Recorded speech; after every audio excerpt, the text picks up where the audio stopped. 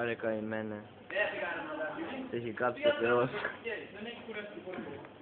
Είχα τον Πούτσο. Το καταλαβαίνεις τη βλάγα.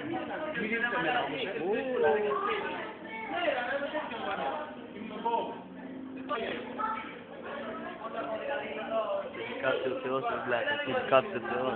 Είναι καημένε.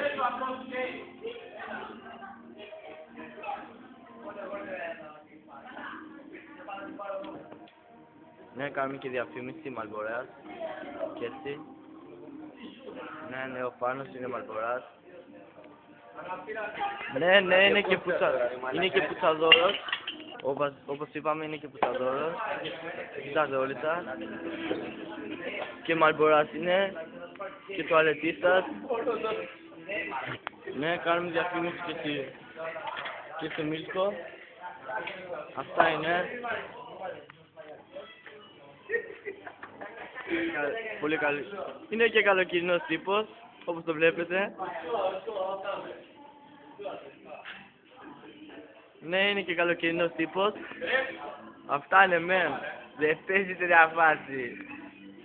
Είναι γαμάτος ο τυπάς. Είναι πολύ trendy. Αυτά είναι. Και πιπαδόρος και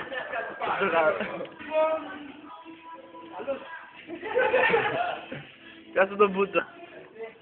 Κάνουν διαφήμιση και στην Coca-Cola και Μάλμπορο και Μίλκο. Αυτές είναι οι διακοπές του Πάνου. Πώς το Πάνος Λαμπρόπουλος είναι αυτό το παιδί που βλέπετε εδώ μπροστά μας. Είναι λίγο μαλάκα, εντάξει, δεν μπορούμε να πούμε τίποτα, αλλά έχει γίνει ρεζίλη σε όλο το net. Καημένος. Ναι, είναι και άνθρωπος της ανακύκλωσης. Τι πανέμορφο παιδί, Πολύ πανέμορφο. Για τράβα τώρα μακριά μέρα τον καλό. Πόπο πανέμορφος εκεί. Είναι κούκλος. Ναι.